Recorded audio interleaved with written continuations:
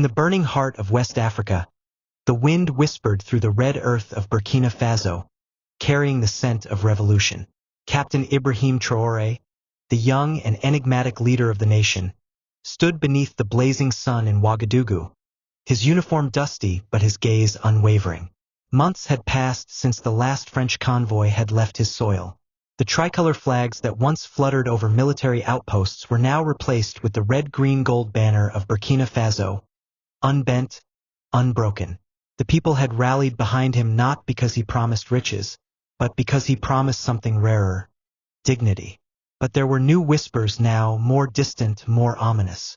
Satellites buzzed over the Sahel, drones mapped their movements, and intelligence cables pulsed with coded warnings. Washington, too, had begun to look toward Burkina Faso, not with curiosity, but with concern. The shift away from Western military partnerships, the embrace of Pan-African unity, and the alliance with nations like Mali and Niger had unsettled the global order. In meetings behind closed doors, American officials debated what to do with Traore. Is he a threat? A symbol? A young soldier with dreams too big for his uniform? One morning, just after the call to prayer echoed over the rooftops, Traore summoned his inner circle. The room smelled of tea and tension. Maps of Africa lay spread across an old wooden table, marked with pens and fingerprints. "It is time," Traore said, "that we speak directly to the American people, not through intermediaries, not through filtered headlines, but directly." A week later, a press conference was announced. The global media turned their eyes toward Ouagadougou. Some expected a plea for aid. Others expected defiance. What they got was something altogether different.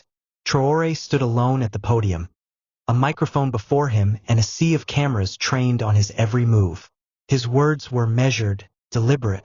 "To the people of the United States of America," he began, "and to those in power who believe they can shape Africa as they see fit, listen well. We are not against you. We are not your enemies. But we are no longer your subjects. For decades, your governments supported leaders in Africa who enriched themselves while our people starved. You trained militaries that turned their guns inward.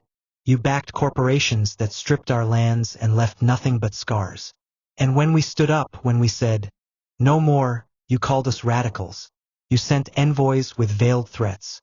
You questioned our alliances, as if we owed you our loyalty. But we owe loyalty only to our people. We seek peace, but not at the cost of submission.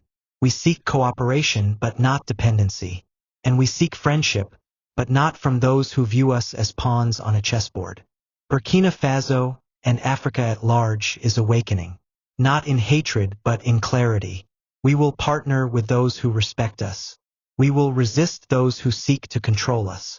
So to America, I say this: you can be our friend, but only if you meet us eye to eye, not from above." The room was silent for several seconds. The wind outside howled like a lion. The world reacted swiftly. Western media called the speech fiery, controversial, and confrontational. African youth, meanwhile, replayed it over and over on their phones.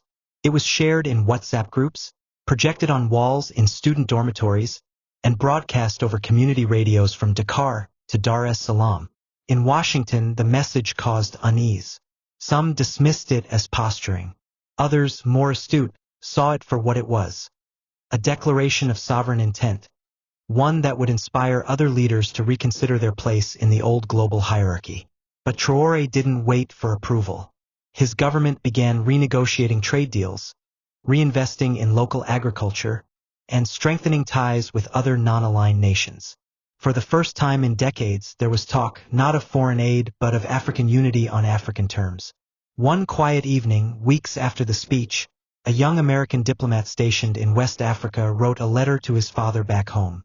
He described the heat, the energy, and the stubborn hope he saw in the people. "I don't know what Washington will do," he wrote, "but I know this: Ibrahim Traore may have just changed the course of Africa, and maybe, just maybe, of America too." The wind carried his words away, across the ocean.